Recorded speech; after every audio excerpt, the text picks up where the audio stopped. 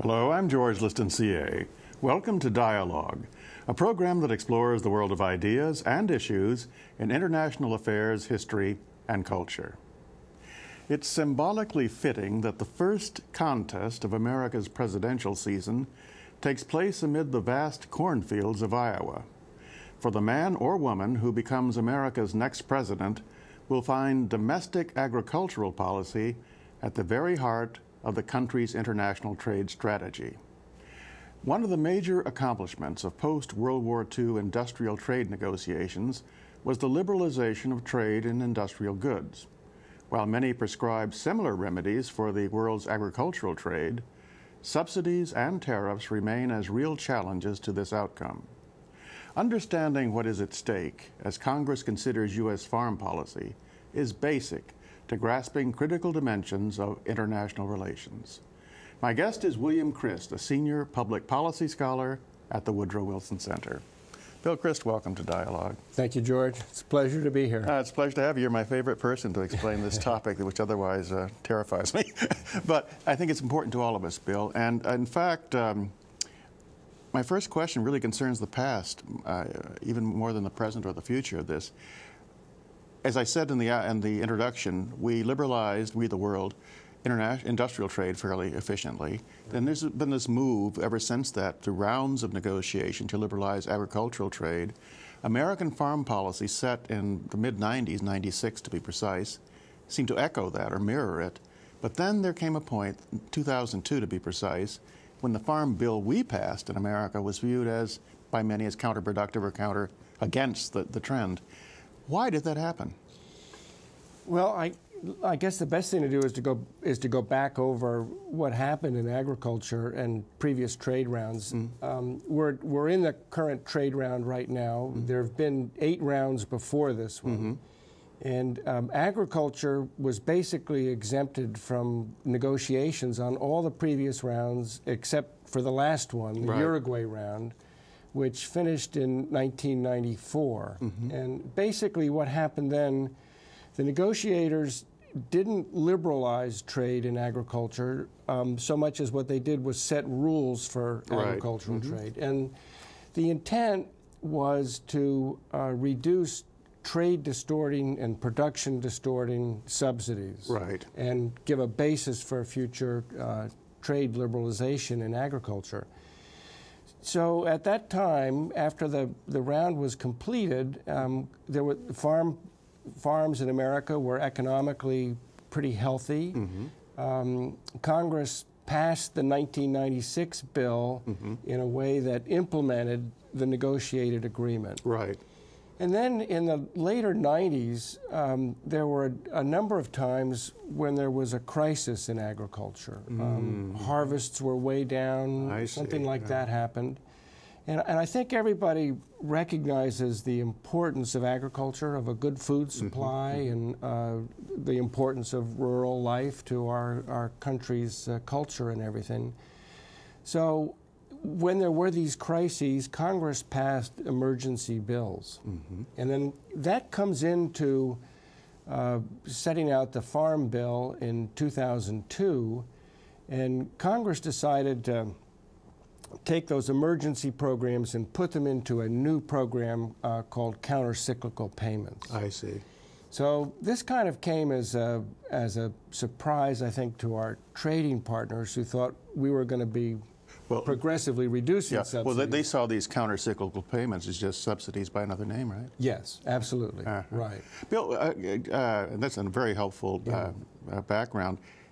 I'm intrigued by this because my image of farmers, I spent time working on a farm as a kid, but it was an individual farm. It was a individually owned farm, family-owned farm and such.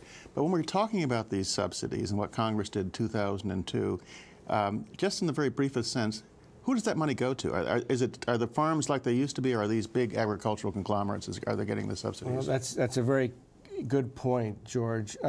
Basically, most of the money goes to the wealthy big farmers, and I think that's a complaint that a lot of people have about the programs. For example, in cotton production, 25% of all the subsidies go to the wealthiest 1% cotton farmers. Right. 50% of all the cotton farmers don't get any subsidies at all. So basically what you have is you have the government weighing in on giving subsidies and encouraging the big guys in competition with the small guys. So people who look at that and analyze that think that it's having a counterproductive impact on U.S. agriculture. That's not the part that I've really been looking at. I've been looking more at the trade policy. I want to get to that trade policy. But you're absolutely right about it. It's distorting that way. Well, quite frankly, you're just the guy to talk to, because you broke that down beautifully. I think I get that picture.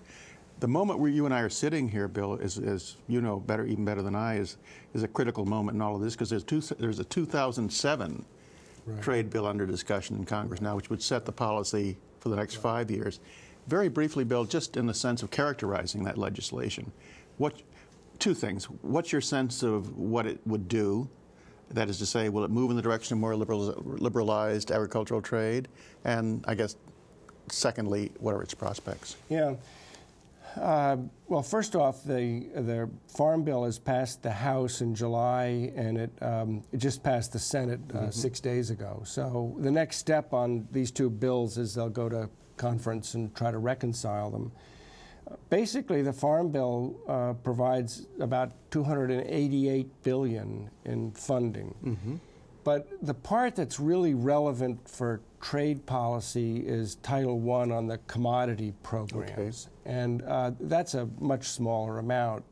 But basically, what both the House and the Senate bills do is increase U.S. government subsidies. Oh, they do? Yeah, they would have the effect of increasing government subsidies. And that distinction here is that some of these programs only come into effect if prices are real low.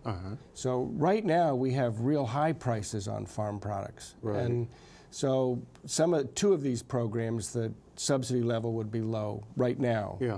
But if prices fall, they have increased the trigger point so that the subsidies would be higher. Let's assume that the prices do fall, that the subsidies go higher. I mean, just kind of a worst-case scenario, at least from one perspective. But doesn't that complicate our posture in terms of what the world community was pushing toward? Oh, yes, absolutely, enormously. No, you're absolutely right. Canada and Brazil have filed a case against the U.S. in the World Trade Organization. Our allowable measure of support for under these commodity programs under the World Trade Organization is $19.1 billion. And Canada and Brazil argue that in some of the past years we've exceeded that level, and that if prices fall in future years we would exceed that level. And so if their case prevails in the WTO, they would be authorized, and other countries judged to be hurt by our subsidies would be authorized to retaliate. And they could retaliate on a manufactured product, semiconductors or computers or whatever. They could conceivably retaliate on a U.S. services export, like financial advisory services or something, or even in terms of intellectual property protection. For the benefit of lay people like myself and probably a lot of people out there watching us, Bill,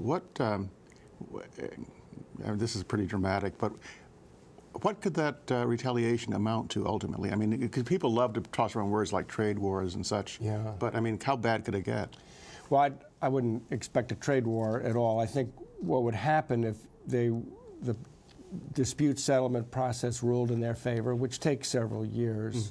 If that happened, what would most likely be the case is the U.S. would have to very quickly change our policies to comply. But wouldn't it be more foresighted to have a bill that changed? I mean, this sounds somewhat predictable. Yes. If you move in this direction, you're going to get that result. If we do this, this will happen. This is going to happen. No, so the wisest thing, if you're going to set, I mean, it might be too late for the bill, quite frankly, but for the next 5 years, you know. Yeah, we should be taking action to minimize the chances that we're going to be suddenly caught in that trap, and develop programs that avoid that, but still help give a safety net to the farmers. Precisely. So that's exactly what we should do. So the levels of of possible sanctions, Brazil has already brought a successful case against U.S. cotton. That's right, upland cotton. Upland cotton. And they're asking authority to retaliate on $3 billion worth of trade, I think. So, I mean, that's a significant amount. It really is. Gosh, this is fascinating stuff. Yeah. One of the reasons it's fascinating, too, is something you alluded to earlier, because you do work primarily on trade issues. And there's something called the Doha round in Qatar, which is it's ongoing. Is that correct, Bill? Right. And, of course, that is focusing on something that bears very directly on this, and that's the developmental aspects of trade.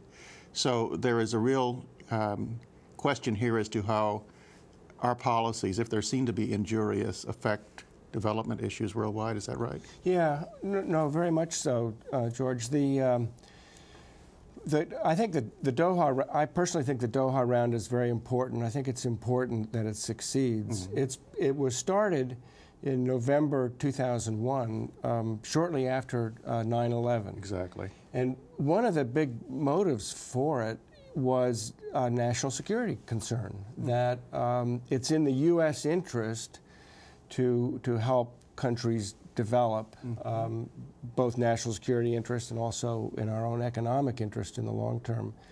The way that these things have an impact, let's go back to cotton. Okay, the estimates that I've read are that in recent years, the U.S. exported price of cotton is like 60% below the cost of production. So, I mean, that's made possible because we're subsidized? Because of the subsidy. Because of the subsidy. Because of the government subsidy. So the foreign competitor sees that as a terrible disadvantage. Oh, it's a terrible disadvantage. And these are largely poor countries, are they? Yeah, absolutely. Like the 4 countries in Africa that have been pushing cotton the most, Benin, Burkina Faso, Chad, and Mali. Cotton exports are 50% or more of their total exports. And a huge percentage of their population is dependent on growing cotton. And cotton, it's a big crop in a lot of countries like Uganda. So, I mean, it has a significant developmental impact. I think some people argue that nullifies U.S. foreign aid to those countries. You know, that's the first thing that popped in my mind as you talked, Bill. I said, you know, if there could be, I'm trying to be wise and above the fray, but, you know, if there were a kind of a mutually agreed upon just, fair system, much could be done about the development of these countries by allowing them to sell their products at prices rather than use the aid mechanism so much. And they could sell their products at a higher price, and presumably produce more. Does this have any currency? I mean, there's this argument. I'm really interested in the political aspect of this because that's where these things get decided. Are the men and women on the Hill who decide these things, are they? I mean, they must be cognizant of the relation. Is the argument made that an effective trade policy in this way would be an effective aid policy in other ways? Well, I think a lot of non-government organizations working on this issue have made that argument to Congress. The farm bills are basically developed in the agricultural committees, and they're basically focused on domestic concerns. Yeah. And the administration actually produced some very, very thoughtful proposals for a new farm bill. And I think basically on this Title I, the commodity programs, Congress pretty much ignored them. And I think that Congress pretty much ignored the trade policy implications in what they're doing right now. There's been some minor things, but not very much. You know, that's immensely helpful because, I mean, as a layperson, I'll be very candid about it. I see we're living in a world increasingly interconnected, and the old partition between domestic and international, and this may be a prime example, is really fading. You've got to consider both things as powerfully. And another interconnection, I mean, there's an interconnection now between our agricultural policy and our exports of products that we export like computers, because we could be retaliated in those areas because of our farm policy. That's right. The payback could come on that side of the ledger, so to speak. And I'm not sure that I think industry is really aware of that concern. So You know, the problem is how do you crafting a bill that supports the farmers without these trade and production distortions? Yeah. And that's the secret. And I think the current farm bills as they're coming out of Congress basically continue the old programs and haven't really addressed that question. Well, this is, I'm glad we're talking about it. I really am. I mean, at least for my education, I think a lot of people's.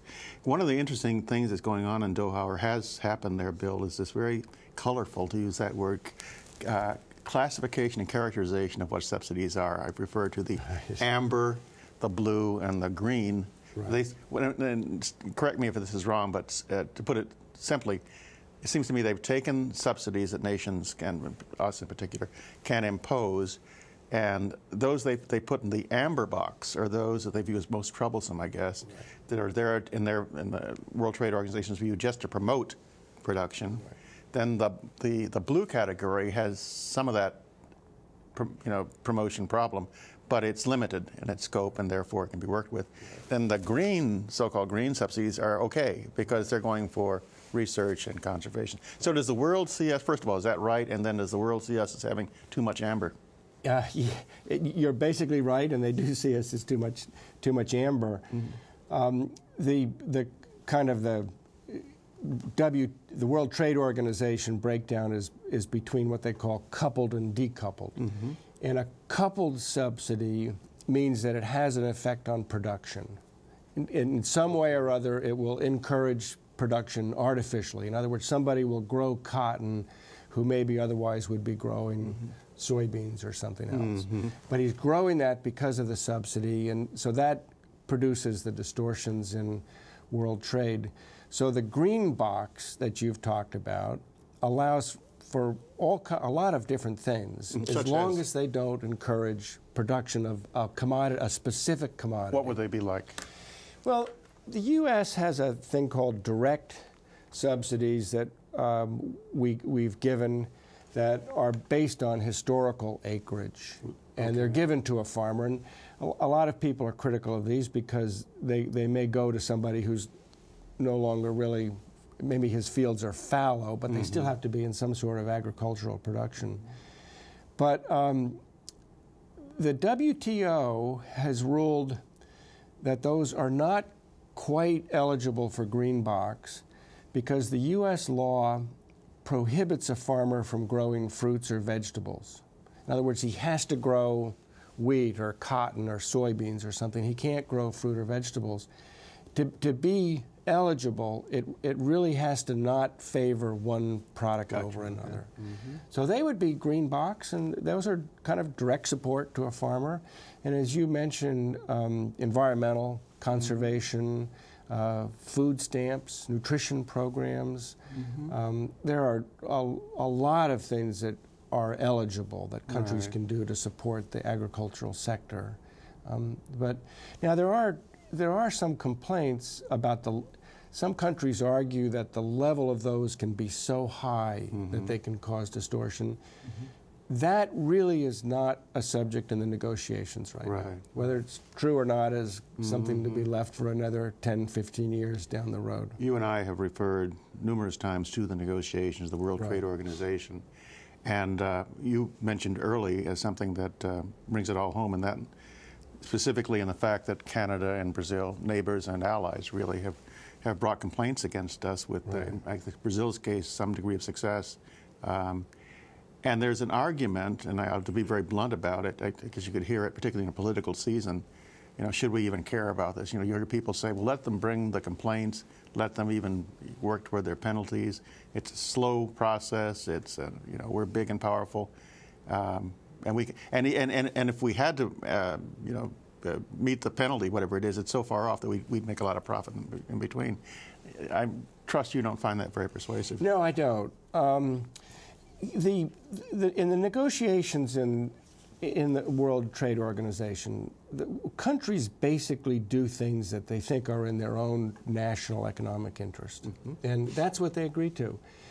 Basically, I think economists view subsidies as distorting efficiency. It's very hard to have a subsidy program that doesn't create a lot of distortions. And it's, so, you know, right now our subsidies, they're wealthy farmers who are making up to $2.5 million a year of income get subsidies. Well, I mean, as a taxpayer, I don't find that an efficient use of my money. Why doesn't anyone take that up as a, I mean, that to me, if I, particularly in a political year, oh, I mean, maybe it's because this is political year, it's tough to do it. But I mean, it's something to be subsidizing of people who are making $2.5 million a year. Well, you know, to me, and I'm learning as we go here in this conversation, but you use the word that, or you use the phrase that economists find subsidies troubling. And to me, it strikes me as an artificial element that's introduced into this. Right. This otherwise, I don't say it's a beautiful machine, but it's kind of a naturally functioning one. Right. Yeah, you want the market to dictate where money should be invested. Well, when you say the market, Bill, and we started by my reference to the fact that the agricultural focus of today, agriculture/development, follows on the industrial experience. Right. So what does that tell us? I mean, when industrialization, I don't know if it's perfect yet, but it went to a more free trade posture. Right. What's the performance? Well, and particularly in terms of the U.S. Yeah. Now, let me give you a personal example. In the negotiating round that I participated in, the Tokyo round, which was the one before the last one. I hate to give away my age, but that's when it was. And going into that round, the U.S. chemical industry was totally protected. We had a thing called American selling price. And in the process of the negotiations, the chemical industry decided to give that up and compete in world markets. And that's what happened. The U.S. gave that up. They've competed in world markets, and I would think the chemical industry today is far healthier than it was in 1980. And I mean, it's world class, and so it really changed its strategy. In agriculture, unfortunately, what has happened, I think, is that the agricultural community historically was interested in exporting and foreign markets. And I think there's a tendency they've gotten used to subsidies. They like the high prices right now, like particularly for corn that's driven by ethanol and things like that.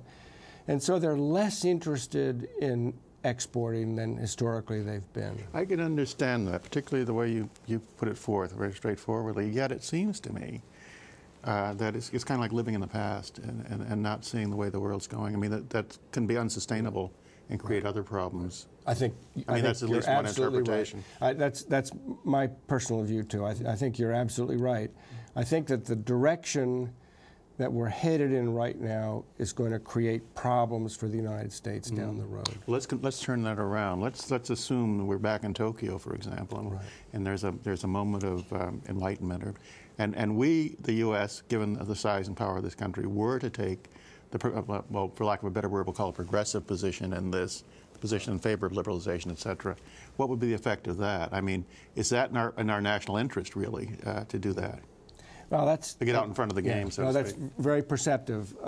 In all the previous rounds, basically the rounds have succeeded because the U.S. took a very forthright position and would set out and would say, okay, we will make these concessions if we get these things, and really set a marker, and so other countries can say, oh, that's terrific. I think that the U.S. negotiators have done a real good job on agriculture. They've made proposals that go as far as they can within the legislative constraints. And in fact, the latest U.S. proposals would require reductions in U.S. trade and production distorting subsidies. They could have to be switched into the green box or something else. So it would require that. I think they've done a good job. But I think that U.S. negotiators are negotiating with one arm behind their back. They go in and they say, we've got to get rid of these subsidies, and everybody else says, well, yeah, but look at, you guys are increasing your subsidies. Look at what you're doing. Now, our agricultural subsidies are a lot smaller than Europe's. Europe has a lot more. But Europe has been moving in the direction of reducing them and taking away the trade and production distorting elements. And as you pointed out in your opening comment, the U.S. in 2002 kind of moved in that moved back, and now we're moving back just a little bit more. Right. You know, you use the word again, negotiations, which are going on right now, and I'm wondering in the character of these, the Doha round, which you're very closely watching, Bill. I guess the tenor, the climate, the tone of things. I noticed, for example, in reading about this, that there are countries that are beginning to pool their interests and as being against ours. There's something called the G20, which I take are developing states primarily. There's a G33, which is something else. But there are groups that seem to be forming, and maybe their positions are hardening as we speak. So, I mean, is there a danger of things beginning to unravel? Well, I think so. I think this trade round, it's in its 6th year. The last round took 8 years to complete. So it's not unexpected that it takes a long time. The subjects are very, very complicated. There's 152 countries participating in the negotiation. So it's complicated stuff to get all of this put together. But I think the round is in a lot of trouble right now. Okay. And I think it would be a shame if it fails.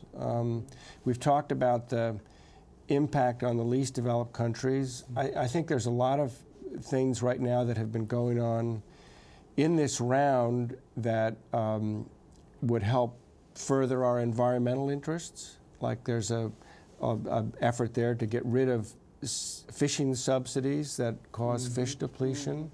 So I think it's, and then also we'll have a lot of liberalization in manufactured and services. So it's a lot of things in the U.S. economic interest. I'm delighted with this conversation, Bill. I'm really glad you brought everything that you did up, and I love the way you end. You know, if we get wise, get smart, this you know, we can protect our interests and move things ahead. Yeah, Bill, absolutely. Krist, thank you so much. Thank you very much for having me, George. Well, I think I have a feeling you're going to be back. This ain't going away. No, it won't. Thank you, Bill. Thank you. And that's our program. We appreciate your comments, and you can reach us at dialogue@wilsoncenter.org. I'm George Liston, CA, and you've been watching Dialogue, a co-production of the Woodrow Wilson International Center for Scholars and MHC Networks. Dialogue is also on the MHC Worldview channel, which is available to public TV stations nationwide. For more information, go to www.mhcworldview.org. Please join us again right here next week, and thank you for watching this week. Thanks, Bill, you were terrific. Well, I'm amazed at how